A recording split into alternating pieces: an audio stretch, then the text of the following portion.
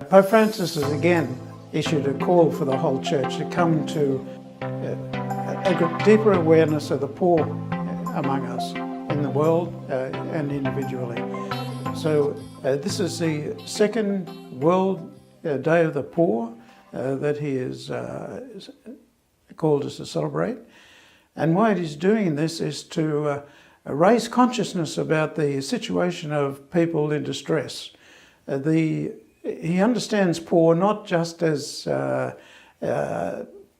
economically poor or people that are hungry or but people who are any form of trouble or distress. It's like a code word in the Bible. And it's essential for Christians because it's right at the core of the gospel. When did we see you hungry, naked, poor? And he says now the poor are all those people in distress, all sorts of trouble that they may be experiencing in their lives, whatever may be happening.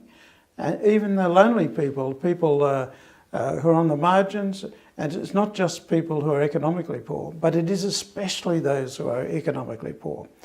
And he's putting this call to conscience of the whole world, just emphasizing it once more, that this is a challenge for our time especially. And on the global scale, he's pointing to the fact that hunger is again increasing.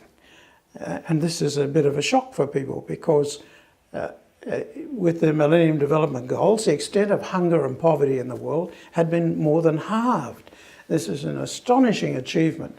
And the purpose of the Sustainable Development Goals, which we're now in this process, is to eradicate the worst forms of poverty and hunger everywhere. First time in history, the whole world is focused on abolishing hunger wherever it is.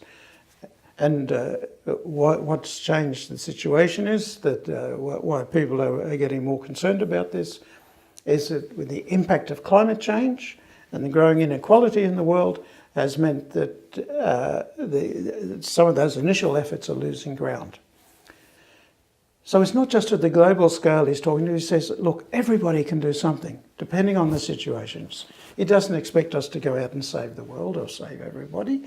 What he's asking for us is to look around, be conscious of what's happening in your part of the world, with your skills and expertise, with your entrepreneurship. What can you do? And just in your normal day-to-day living, what can you do? It may be something very, very simple, like going to visit a lonely person. It may be just giving a little bit of support to somebody in trouble. It means keeping an eye out for all those people who are going through some sort of stress in their lives.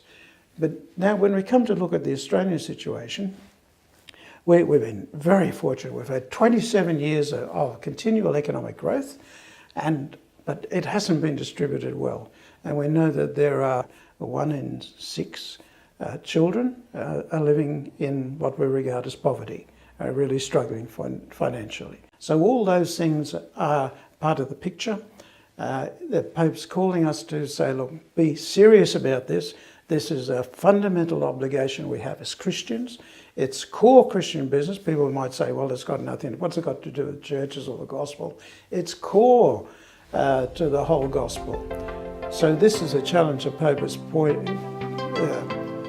before us, before the whole world, and he wants a renewed sense of consciousness about the present urgency of the present situation, and it's all to rise to a responsibility of doing what we can, even with very limited resources.